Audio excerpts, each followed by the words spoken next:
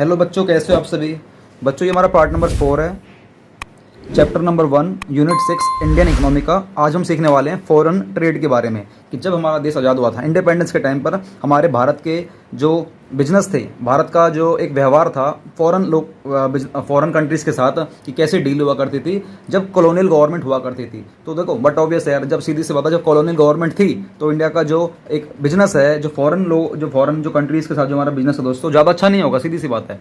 तो वही बताने वाला हूँ आपको। 1947 तक जब हमारी कॉलोनियल गवर्नमेंट हुआ करती थी तब हमारी जो डील हुआ करती थी अदर कंट्रीज के साथ, तो कितनी बेकार थी और किसकी वजह से थी, और कैसे हमें जो हमारे जो कह सकते हो कि जो ब्रिटिशर्स लोग थे दोस्तों, उन्होंने किस तरीके से हमारे इंडिया के मतलब बिजनेस को तबाह करा, बर्बाद करा और हमारे फॉरेन से रिश्ते बनने ही नहीं दिए। तो आपको ये सीखने वाले हो आज। और चलो मैं आपको एक चीज़ बता देता हूँ। आपको यहाँ पर एक चीज़ सीखनी है, आपको लिखना नहीं है, नॉर्मल सीखनी है। देखो हमारे इंडिया में दोस्तों जो एम्प्लॉयमेंट का जो लेवल था ना दोस्तों, काफ़ी ज़्यादा खत्म हो गया था। तो कहने का मतलब है कि वो अनएम्प्लॉयमेंट हो गई थी। मतलब एक काम को करने के लिए दोस्तों, जिस काम को करने की जरूरत सिर्फ 1 या 2 लोगों की हुआ करती थी, वहाँ पर 5-5, 6-6 लोग करा करते थे। अरे भैया, जब एक बात बताओ, जब अंग्रेजों ने जब भारत में ऐसा कर दिया था कि हम जिस चीज़ के लिए फेमस, जिस चीज़ के लिए हम जाना जाया करते थे, जो कि दोस्तों हमारी हैंडीक्राफ्ट आइटम्स हुआ करती थी, जब उसको तबाह कर दिया था और लोगों को ये बोला था, वहाँ के किसान भाई बहनों को ये बोला था कि तुम लोग एम्प्लॉयमेंट में आओ, लेकिन तुम लोग खेती बाड़ी करो और रॉ मटेरियल जनरेट करके हमारे ब्रिटेन में दोस्तों एक्सपोर्ट करो, हम लोग इंपोर्ट करेंगे और उसको कन्वर्ट कर देंगे उसमें फिनिश प्रोडक्ट में, और तुम्हारे इंडिया में उसको लाकर हम लोग बेच देंगे। उनका ये कंसेप्ट हुआ करता था। तो देखो हुआ क्या था, अब काफ़ी ज़्यादा लोग इतने ज़्यादा हो गए थे कि सभी के सभी दोस्तों वो लैंड पर ही मतलब सीमित हो गए थे। मान लो ये लैंड हुआ करती थी, इंडिया के जो लोग हुआ करते थे वो इस लैंड पर, इसी पर सीमित हो गए थे। भाई एक बात बताओ, जब काफ़ी सारे लोग, मान लो एक घर है, ये मान लो एक घर है, इस एक घर में 6 मेंबर हैं, इस एक घर में 6 मेंबर हैं, और नीचे वाले जो 3 मेंबर है दोस्तों, ये हैंडीक्राफ्ट आइटम है दोस्तों, काफ़ी ज़्यादा ये बहुत ज़्यादा सक्षम थे, बहुत ज़्यादा अच्छे थे। लेकिन जब इन तीनों को बर्बाद कर दिया था ब्रिटिशियन लोगों ने, अंग्रेज लोगों ने दोस्तों, गोरे लोगों ने, कि तुम लोग इस मार्केट में काम मत करो, अगर तुम काम करोगे मैं इस मार्केट को तबाह कर दूंगा, बर्बाद कर दूंगा, तुम्हें कहीं का नहीं छोड़ूंगा। तो पहले जो ऊपर के जो 3 लोग हुआ करते थे, मान लो ये मम्मी हैं, ये पापा हैं और ये दादा हैं, ये तीनों लोग मिलकर दोस्तों इस जमीन पे काम क्या करते थे, खेती बाड़ी क्या करते थे, और ये तीनों अपनी हैंडीक्राफ्ट आइटम बनाया करते थे और इसको विदेशों में बेचा करते थे। तो अंग्रेजों ने सबसे पहले तो इसी पे फोकस करा कि मैं इन तीनों को, क्योंकि ये 3 लोग तो काम कर ही रहे हैं, ये ऊपर के 3 लोग, माता पिता जो हमारे दादाजी हैं, ये तीनों तो काम कर ही रहे जमीन पर, और जो रॉ मटेरियल बना रहे हैं वो मतलब आप इस जो गोरे लोग हुआ करते थे दोस्तों, आप इन्हीं को ही एक्सपोर्ट कर दिया करते थे बहुत ही कम रेट में, यही हुआ करता था। तो गोरे लोगों को ये निशाना हो गया कि यार जो ये 3 लोग हैं जो हैंडीक्राफ्ट आइटम पे काम कर रहे हैं, जो ये चाहते हैं कि हम लोग मतलब इंडिया का नाम, हम लोग अपने खुद की हैंडमेड आइटम बनाएंगे और पूरे दुनिया में हम लोग इनको बेचेंगे। तो सबसे पहले अंग्रेज लोगों ने, गोरे लोगों ने, जो भी ब्रिटिशर लोग थे दोस्तों, उन्होंने सबसे पहले इस मार्केट को खत्म कर दिया, हैंडीक्राफ्ट ऑयल आइटम को खत्म कर दिया, और इन तीनों से बोला कि अगर तुम तीनों भी इस वाले मैदान में, इस वाले खेत में अगर तुम तीनों भी खेती बाड़ी करोगे तो ज़्यादा बनेगा, रॉ मटेरियल ज़्यादा बनेगा, तो तुम लोग हमें ज़्यादा एक्सपोर्ट कर पाओगे और हमें तुम्हें ज़्यादा पैसा दे पाएंगे। अब एक बात बताओ, जब उस ज़मीन पे ये 3 लोग बहुत आराम से काम कर रहे थे, बहुत आराम से, कोई दिक्कत नहीं थी, किसी इंसान की ज़रूरत ही नहीं हुआ करती थी, तो अब अगर उसी ज़मीन पर दोस्तों अगर 6 लोग काम करेंगे तो बताओ ओवरऑल देखा जाए, तो ये 3 लोग खाली ही तो हैं, तो दोस्तों इसी को बोलते हैं हम लोग डिसगाइज्ड। इसे क्या बोलते हैं हम लोग? Disguised unemployment. दोस्तों पहला ना ये बहुत ज़्यादा हो गई थी, ये डिसगाइज्ड अनएम्प्लॉयमेंट, मतलब ये कि जिसकी जरूरत दोस्तों, जो काम करने के लिए मैं कह रहा हूँ ये खेत है, इसमें 3 लोगों का बहुत ज़्यादा मतलब 3 लोग ना मिलकर बहुत अच्छी फसल बना सकते हैं, ज़्यादा लोगों की जरूरत है ही नहीं, और फिर भी उस घर के पूरे 6 लोग इसी खेत पे लग जाएं, तो दोस्तों इन 3 की जो मेहनत है, इन 3 का जो समय है, इन 3 की जो काबिलियत है दोस्तों खत्म होती जा रही थी। तो दोस्तों इसे बोलते हैं हम लोग डिसगाइज्ड अनएम्प्लॉयमेंट। पहले ये बहुत ज़्यादा हो गई थी। अब आपको एक चीज़ दिखाता हूँ मैं। अब यहाँ पर देखो फॉरेन ट्रेड की बात करते हैं, यहाँ पर आप लोग थोड़ा सा पढ़ो, देखो इधर, India has been an important trading nation since ancient times. हमारा जो दोस्तों भारत है ना, भारत देश है दोस्तों, बहुत पुराने टाइम से ही ना हमारा बहुत ही ज़्यादा अच्छा ट्रेडिंग के मामले में ना जाना जाया करता था। हाउएवर फिर भी the restrictive policies adopted by the colonial government ने कुछ ऐसी पॉलिसीज, मतलब कुछ ऐसी रेस्ट्रिक्टिव पॉलिसी बना ली थी, ऐसी अडॉप्ट कर ली थी कि बेटा तुम लोग कुछ नहीं कर पाओगे। भारत लोगों से बोल दिया तो तुम कुछ नहीं कर पाओगे, एडवर्सली तुम्हें बर्बाद कर दूंगा, अफेक्टेड द स्ट्रक्चर, तुम्हारे स्ट्रक्चर को बर्बाद कर दूंगा, तुम्हारी स्कीम को बर्बाद कर दूंगा, तुम्हारे वॉल्यूम को बर्बाद कर दूंगा, तुम्हारी इकोनॉमी को बर्बाद कर दूंगा। और उन्होंने यही करा था, हम सबको हर तरीके से बर्बाद कर दिया था कॉलोनियल गवर्नमेंट ने, क्योंकि कुछ ऐसी पॉलिसी लेकर आ गए थे वो जो कि बहुत रेस्ट्रिक्टिव थी। जो मतलब रेस्ट्रिक्टिव पॉलिसी का मतलब होता है कि जो कॉलोनियल गवर्नमेंट ने बना दी पॉलिसी हमें उस पर चलना होगा, और रेस्ट्रिक्टिव का मतलब ये होता है कि उन्होंने कुछ ऐसी पॉलिसी बना रखी थी कि बहुत रेस्ट्रिक्टिव थी कि तुम चाहकर भी कुछ नहीं कर सकते थे, मतलब कुछ बोल ही नहीं पाओगे। अगर बोल दिया गया कि तुम्हें ये काम करना है मतलब करना है, ऐसी पॉलिसी आ गई, ऐसी पॉलिसी आ गई। जैसे अभी पॉलिसी चल रखी है ना कि तुम 30 सितंबर तक तुम 2000 के नोट को चला सकते हो, ये भी पॉलिसी है, उसके बाद तुम चला नहीं पाओगे। दोस्तों ये रेस्ट्रिक्टिव पॉलिसी है कि भाई गवर्नमेंट ने जो बोल दिया तुम्हें वो करना है, तुम और कुछ नहीं कर सकते। तुम 2000 का नोट चला के दिखा देना बाद में, अगर तुम्हारे बस की हो ना 2000 का नोट 30/9 के बाद चला कर दिखा देना। जैसे तुम लोग पुराने 1000 के नोट को आज नहीं चला सकते ना, पुराने 500 के नोट को आज नहीं चला सकते जो बंद हो गए थे 2016 में। दोस्तों अब जैसे आप वो नहीं कर सकते ना आज, ऐसे 2000 के नोट को तुम चला नहीं पाओगे। क्यों? अब छोड़ो, चलो आओ। The state of India's foreign trade during British rule is discussed as under, कि जो इंडिया का जो फॉरेन ट्रेड जो हमारा हुआ करता था, भारत के देशों का जो फॉरेन ट्रेड हुआ करता था विदेशों में, तो दोस्तों उसका ब्रिटिश रूल जब था, जब ब्रिटिश का दबदबा हमारे ऊपर था, तब दोस्तों उसके हालात क्या हुआ करते थे आपको ये जानना है। दोस्तों 3 पॉइंट से आप लोग कुछ समझने की कोशिश करना। भाई सीधी सी बात है, वो आए थे कौन? गोरे लोग आए थे, ब्रिटिशर्स लोग आए थे, इंडिया के लोगों से बोला उन्होंने कि तुम लोग प्राइमरी प्रोडक्ट में डील करो। सर ये क्या होता है प्राइमरी प्रोडक्ट? प्राइमरी प्रोडक्ट मतलब होता है दोस्तों रॉ मटेरियल। प्राइमरी प्रोडक्ट मतलब क्या होता है दोस्तों? Raw material. प्राइमरी प्रोडक्ट मतलब क्या होता है? रॉ मटेरियल, मतलब कच्चा माल, जिसमें हमारा भारत देश काफ़ी अच्छा था, काफ़ी निपुण था। सर अच्छा किस किस चीज़ में निपुण था? भाई आपको पता तो है प्राइमरी प्रोडक्ट में बहुत सारी चीज़ आ जाया करती थी, जैसे कि कॉटन, प्राइमरी प्रोडक्ट मतलब रॉ मटेरियल। इसमें दोस्तों कॉटन में हम काफ़ी अच्छे थे, जूट में काफ़ी अच्छे थे, कोल वगैरह में काफ़ी अच्छे थे, टेक्सटाइल में काफ़ी अच्छे थे, इंडिगो में काफ़ी अच्छे थे, हैंडीक्राफ्ट में काफ़ी अच्छे थे। चलो खैर इसको तो बर्बाद ही कर देता, इसको छोड़ो, इसको छोड़ो। और आइवरी वर्क में काफ़ी अच्छे थे, और मतलब इन सब में काफ़ी अच्छे थे। ऐसे तो बहुत सारी चीज़ें बढ़ती चली गई थी, तो मतलब इतने सारी चीज़ों में हम लोग बहुत अच्छे थे। तो ये हमारे सभी ना प्राइमरी प्रोडक्ट हुआ करते थे, तो जिसमें बहुत अच्छे थे, इसीलिए विदेशों की मतलब ब्रिटिशर्स की गोरे लोगों की ना हमारे इन सारे आइटम पे नज़र पड़ गई थी कि अच्छा तुम इनमें अच्छे हो, तुम एक काम करो, तुम्हें सारा माल बनाओ और तुम्हें हमें बेचना होगा, और हम लोग उसको कन्वर्ट कर देंगे, उसको रॉ मटेरियल को कन्वर्ट कर देंगे फिनिश गुड्स में, और तुम्हें हम लोग उसको चेप देंगे हाई रेट में, तुम्हें हम उसको चेप देंगे हाई रेट में, और तुम लोग जो रॉ मटेरियल खरीदेंगे हम लोग वो खरीदेंगे लो रेट में। क्या बात समझ में आ रही है दोस्तों? समझो कैसे इकोनॉमी हमारी बर्बाद करी थी। हमारे ही सामान को जिसकी प्रोडक्शन हमारे यहाँ बहुत ज़्यादा थी उसको तो कम रेट में खरीदा, और जो चीज़ हमारे पास नहीं थी, जैसे कि हमारे पास सिर्फ कॉटन था, तो इन्होंने गोरे लोगों ने कॉटन से दोस्तों बढ़िया बढ़िया शर्ट बना दी। कॉटन से दोस्तों उन्होंने बढ़िया बढ़िया शर्ट बना दी और हमारे यहाँ पर बेच दी थी। तो अब यहाँ पर देखो, एक्सपोर्टर ऑफ प्राइमरी प्रोडक्ट, हमारा जो इंडिया था दोस्तों वो प्राइमरी प्रोडक्ट का एक्सपोर्टर था, मतलब एक्सपोर्ट करते थे एंड इंपोर्ट करते थे फिनिश गुड्स को, मतलब बनी बनाई शर्टों को हम लोग खरीदा करते थे। India became an exporter of primary product such as raw silk, cotton, wool, sugar, indigo, jute etcetera, and an importer of finished consumer goods. Finished goods हम लोग उसको इंपोर्ट करा करते थे, जैसे कि कॉटन से बना कुछ भी टी शर्ट पैंट वगैरह, सिल्क से बने कुछ भी कपड़े वगैरह, कुछ विलोन क्लॉथ्स वगैरह, कोई कैपिटल गुड्स जैसे कि कोई मशीन वगैरह, कोई इक्विपमेंट वगैरह लाइक मशीन, कोई प्रोड्यूस्ड इन ब्रिटिश इंडस्ट्री, जो कि कहाँ पर बना करते थे? ब्रिटिश इंडस्ट्री में बना करते थे, और हमारे यहाँ पर वो एक्सपोर्ट कर दिया करते थे और हम लोग खरीदा करते थे। दोस्तों उनकी चालाकी यही थी कि हमारे यहाँ जो सबसे ज़्यादा पैदा हो रहा है और उनको जो ज़रूरत है दोस्तों वो यहाँ से इंपोर्ट कर लिया करते थे, मतलब हम लोग उसे मंगवा लिया करते थे, हम लोग एक्सपोर्ट करते थे, वो लोग मंगवा लिया करते थे, और उसी को वो अपने मशीनों में डाल डाल के बढ़िया तरीके से फिनिशिंग दे देकर शर्ट बना दी, पैंट बना दिया, मोबाइल बना दिए, कोई इक्विपमेंट्स बना दिए, कुछ प्रोडक्ट बना दिए दोस्तों, वो हमारे को बेच दिए हाई रेट में। तो दोस्तों इस तरीके से हम लोग मतलब फॉरेन डील कर ही नहीं पाए थे। सर फॉरेन डील क्यों नहीं कर पाए थे? रॉ मटेरियल क्या हम लोग जो ये रॉ मटेरियल था दोस्तों, हम लोग क्या सिर्फ उस ब्रिटिश लोगों को ही बेच सकते थे? हाँ भाई ये ऐसे रूल थे कि आप ना सिर्फ यहीं बेच सकते और कहीं नहीं बेच सकते, वो भी हाफ मतलब 50% से भी ज़्यादा की डील आपको ना इन्हीं के संग करनी पड़ेगी, और कुछ आप बाहर भी कर सकते थे बट बहुत कम। 50% से ज़्यादा डील आप लोग सिर्फ उन्हीं के संग कर सकते थे, ऐसी मतलब ऐसे रूल बना रखे थे। धीरे धीरे आप लोग इस चीज़ को ना आगे बढ़ोगे, देखना भी।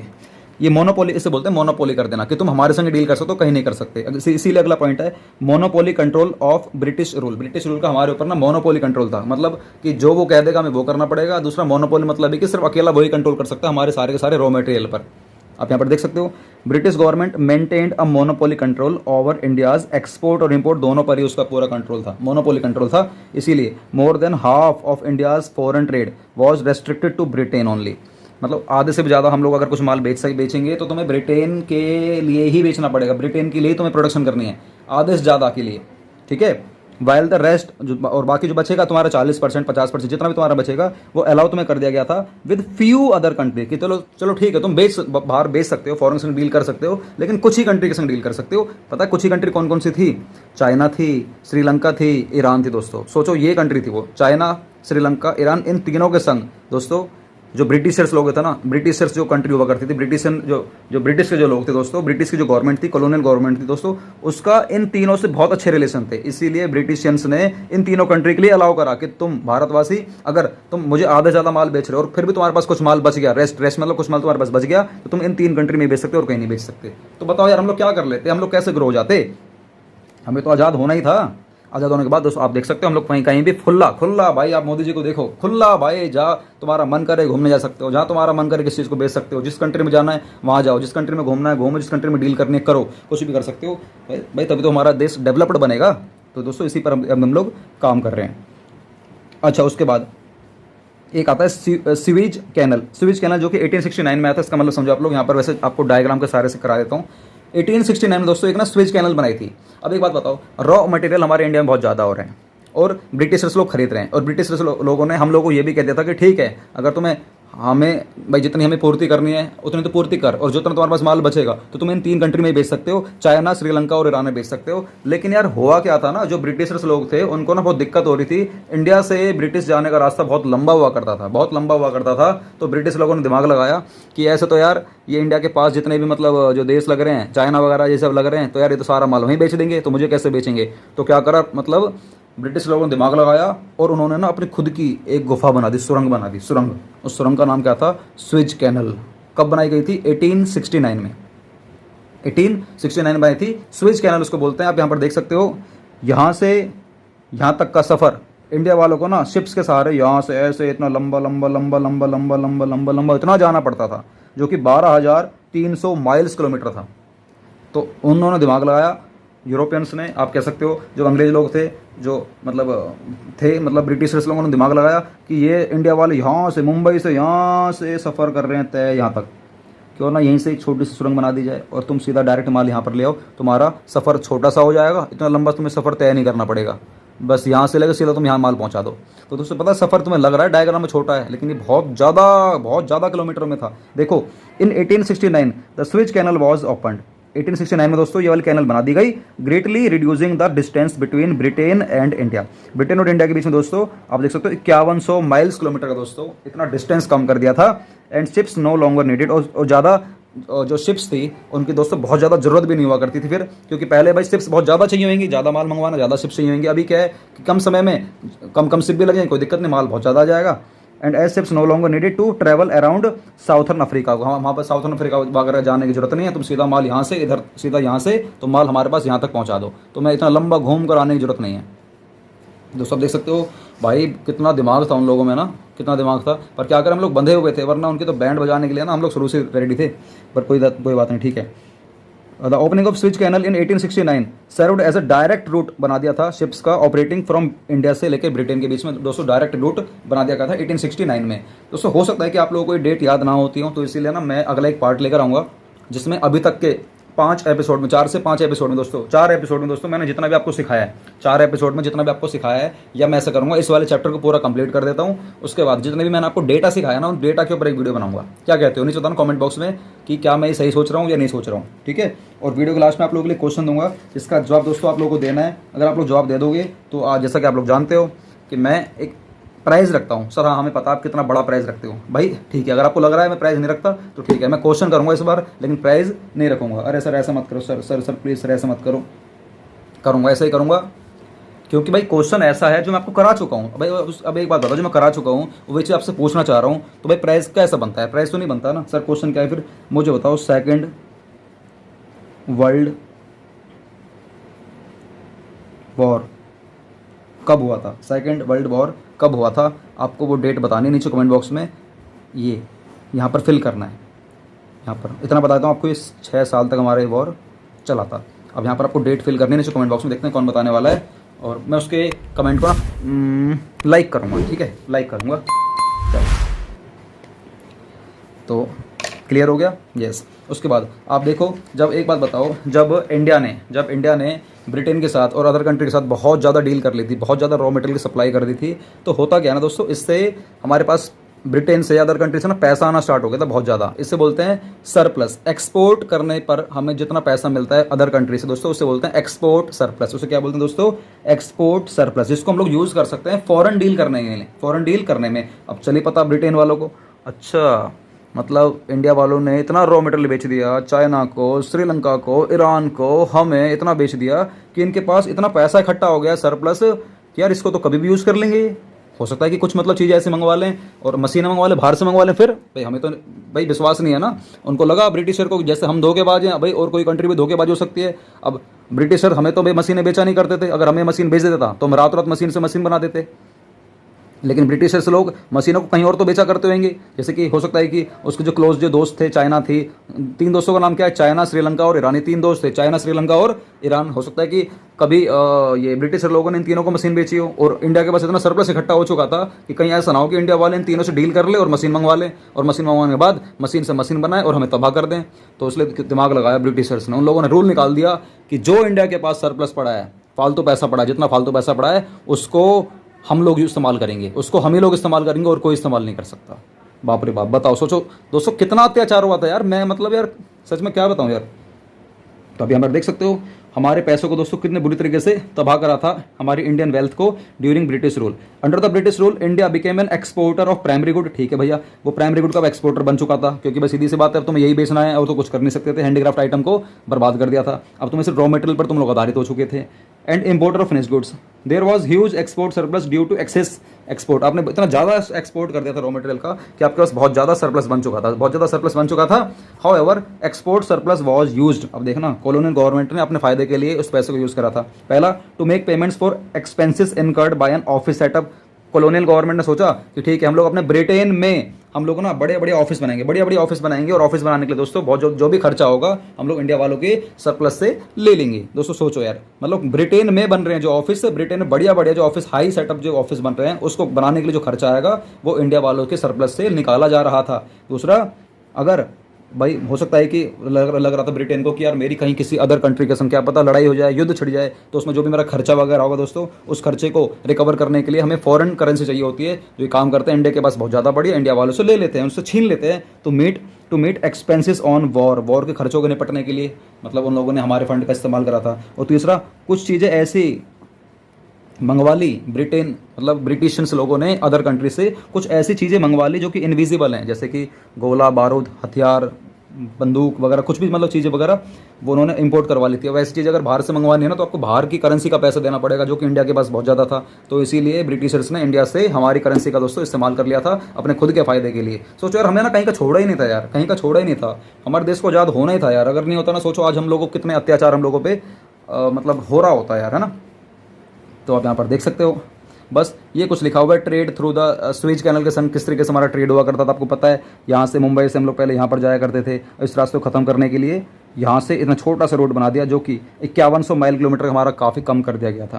तो यहाँ पर देख सकते हो, the opening of Suez canal in 1869 में हमारा ओपनिंग हुआ था। Reduce the cost of transportation की जो लागत थी दोस्तों वो भी काफ़ी कम हो गई थी। And made access to the Indian marketer easier, और मार्केट को काफ़ी, हमारी भारत की जो मार्केट है दोस्तों उसको काफ़ी ईजियर एक्सेस हो गया था कि कोई भी इसके संग इंपोर्ट एक्सपोर्ट कर सकता है। तो हर कोई भारत का जो निवासी था दोस्तों, हर कोई क्या मतलब ज़्यादातर लोग इंपोर्ट एक्सपोर्ट पर मतलब निर्भर हो गए थे, क्योंकि ये बहुत ईजी हो गया था। और काफ़ी जो खर्चा था वो काफ़ी खर्चा बच गया था, क्योंकि भाई यहाँ से यहाँ तक जाने में तुम्हारा 12,300 माइल लग रहा था, माइल किलोमीटर। अब तुम्हारा लगना है सिर्फ यहाँ से लेकर यहाँ तक 7200 माइल किलोमीटर। तो कितना बच गया हमारा ये 5100 माइल किलोमीटर। तो सीधी सी बात है, तुम्हारा खर्चा बच जाएगा, तो जितना खर्चा बचेगा उतना भारतवासियों के लिए प्रॉफिट था। बट हमारा तो प्रॉफिट था, लेकिन आप ये भी देखो कि हमारे को तो खर्चा देना ही नहीं था, तुम्हारा प्रॉफिट कहाँ से हुआ। अगर मुंबई वालों को माल लंदन बेचना है और मतलब यूरोप वालों को खरीदना है या ब्रिटिश को खरीदना है, अगर हम लोग किसी चीज़ को भेज रहे हैं तो एक बात बताओ, वो जो खर्चा आएगा शिप्स का, बोट का जो भी खर्चा आएगा वो हमारी जेब से जाएगा, इनकी जेब से जाएगा। सर वो तो सर ब्रिटेन की जेब से जाता, तो इसीलिए तो ब्रिटेन वालों ने इतनी बड़ी सुरंग बनाई, इतनी बड़ी उन लोगों ने अपने खर्चों से वो एक स्विच कैनल बनाई थी 1869 में, ताकि उनका खर्चा कम हो सके। तो दोस्तों आप देख सकते हो हर तरीके से मतलब वो हमें ना टॉर्चर कर रहे थे। The canal provides a direct trade route, उन्होंने डायरेक्ट रूट बना दिया था यहाँ से डायरेक्ट यहाँ पर जाना है फॉर शिप्स को ऑपरेटिंग बिटवीन ब्रिटेन से लेकर इंडिया के बीच में जो भी ट्रेड होगा डायरेक्ट होगा, किसी के बीच से नहीं होगा, जहाँ लंबा रास्ते तय कर नहीं आएंगे। And avoided the need of sail around Africa, मतलब कि यहाँ पर कि हमें कोई सेल वगैरह जैसे नाव वगैरह की हमें ज़्यादा ज़रूरत है भी नहीं, क्योंकि सब कुछ खत्म होते चले गया था और यहाँ से यहाँ तक मतलब बहुत ही कम शिप्स हुआ करती थी। और जितनी भी शिप्स हुआ करती थी, जितने भी हम लोग डील करा करते थे इंडिया वाले ब्रिटेन के साथ, उससे हमारा जो इंडिया दोस्तों इकोनॉमिकली और स्ट्रेटेजिकली दोस्तों बहुत ही ज़्यादा हमारा वीक हो गया था। पूरी दुनिया में हमारा जो मतलब बिजनेस करने का जो वो था, क्या कहते हैं, एक वाटर वेज का जो तरीका था दोस्तों, सारा का सारा हमारा ख़राब हो गया था। तो दोस्तों ये रही हमारी वीडियो फॉरेन ट्रेड के ऊपर। आपको कैसे लगी? फॉरेन ट्रेड में दोस्तों 3 पॉइंट थे बस, कि हम लोग प्राइमरी प्रोडक्ट को बहुत ज़्यादा एक्सपोर्ट कर रहे थे और फिनिश गुड्स को बहुत ज़्यादा इंपोर्ट कर रहे थे। और उन्होंने हमारे ऊपर दोस्तों, ब्रिटिश लोगों ने, कॉलोनियल गवर्नमेंट ने हमारे ऊपर मोनोपोली कर रखी थी और हमारे पैसों को, हमारे जो सरप्लस एक्सेस जो हमारे पास पैसा पड़ा था, उन्होंने बहुत बुरी तरीके से इस्तेमाल करा था। 3 तरीके से इस्तेमाल करा था, एक अपने ऑफिस बनाने में, दूसरा जो भी लड़ाई वगैरह होंगे दोस्तों खर्चे को बराबर करने के लिए, और तीसरा हथियार वगैरह खरीदने में। तो अब दोस्तों ये देख सकते हो पूरा हमारा फॉरेन ट्रेड हमारा कंप्लीट हो चुका है। छोटी सी वीडियो बनी है, बहुत ही छोटी बनी है, आई नो, ठीक है। और चलो हम लोग बनाएंगे दोस्तों एक नई वीडियो पार्ट नंबर 5 के संग हम लोग मिलेंगे, जिसमें आपको सिखाने वाला हूँ बहुत कुछ। इसमें बहुत मजा आएगा। डेमोग्राफिक कंडीशन के बारे में आपको सिखाऊंगा, ये कैसी कंडीशन होती है, क्या होता है, क्या नहीं होता, दुनियादारी के बारे में आप लोग बहुत कुछ सीखोगे। और यहाँ पर दोस्तों मैं आप लोगों के लिए मतलब रियल गूगल से डेटा निकालूंगा, जिसमें मुझे 2 से 3 घंटे लगने वाले हैं। डेटा निकालूंगा और आप लोगों के लिए वीडियो शूट करूँगा, प्रॉपर करंट डेटा बेस्ड आप लोगों के लिए वीडियो शूट करूँगा। और चलो इसमें बहुत मजा आएगा डेमोग्राफिक वाले में, जरूर इस वाली वीडियो को देखना। तो चलो गाइस हम लोग मिलेंगे पार्ट नंबर 5 के साथ। वंदे मातरम, जय हिंद। वीडियो को लाइक शेयर कमेंट जरूर करना, अपने सभी दोस्तों को तक हमारी वीडियो को पहुंचाएं। आप भारत देश में रहते हैं, भारत देश आपने देखा किस तरीके से उन लोगों ने हमारे ऊपर अत्याचार करा था, क्योंकि हम लोग दोस्तों एजुकेटेड नहीं थे। और आज भी ऐसे ही हो रहा है, कितने लोग हमारे एजुकेटेड नहीं है, बहुत मतलब पढ़े लिखे नहीं है। आप देख नहीं रखे ज़्यादा अनएम्प्लॉयमेंट कितनी ज़्यादा होगी हमारे भारत देश में, जॉब ही नहीं मिलती है। ये धीरे धीरे दोस्तों ये भी खत्म हो जाएगा अगर आप लोग सपोर्ट नहीं करोगे एक दूसरे को। तो इसलिए वीडियो को शेयर करें, अपने उन दोस्तों तक पहुंचाएं जो अभी पढ़ नहीं रहे हैं, जो मतलब ऐसे ही मजे की, उनको दिखाओ हमारी वीडियो शेयर करके कि कैसे हम लोगों पर अत्याचार हुआ था। उनको पता चलनी चाहिए इकोनॉमिक्स की असली वजह क्या, इकोनॉमिक्स कैसे पढ़नी चाहिए, उनकी आंखें खोलो। अगर वो आज नहीं पढ़ेंगे तो दोस्तों फिर वही घूम फिर के आपको एग्रीकल्चर पे आना पड़ेगा। जैसे हमारी हैंडीक्राफ्ट इंडस्ट्री हमारी बर्बाद हो गई थी दोस्तों, उसी तरीके से दोस्तों हम अपने एजुकेशन को बर्बाद कर बैठेंगे। आपको पता नहीं है, आपको लिटरली नहीं पता एजुकेशन का स्तर हमारे भारत का कितना कम हो चुका है, कितना कम हो चुका है दोस्तों। एजुकेशन पर कोई ध्यान दे ही नहीं रहा। जिसको देखो Instagram reel, Facebook reel, YouTube reel, ये रील वो रील, अरे भैया यूट्यूब शॉर्ट्स, मौज पे आईडी देखो, जिसको देखो, अरे भैया क्या हो रहा है। पढ़ाई के नाम पर दोस्तों कुछ हो ही नहीं रहा। तो दोस्तों अगर आप लोग इस चीज़ पे काम नहीं करोगे, मैं मजाक नहीं कर रहा, आने वाले टाइम में एजुकेशन हमारा इतना बर्बाद हो जाएगा। और अगर हमारा एजुकेशन बर्बाद हो गया, अगर लोग पढ़े लिखे नहीं होंगे दोस्तों, याद रखना वो दिन दूर नहीं है जिस दिन एक देश ऐसा है जो हमारे ऊपर कब्जा कर लेगा। तो इसलिए दोस्तों वीडियो को शेयर करो, जितने दबा के कर सकते हो ना करो, लोगों को दिखाओ, लोगों की आंखें खोलो कि पढ़ना कितना ज़्यादा जरूरी है। ठीक है गाइस, चलो मिलते हैं वीडियो के साथ। वीडियो को शेयर जरूर कर देना।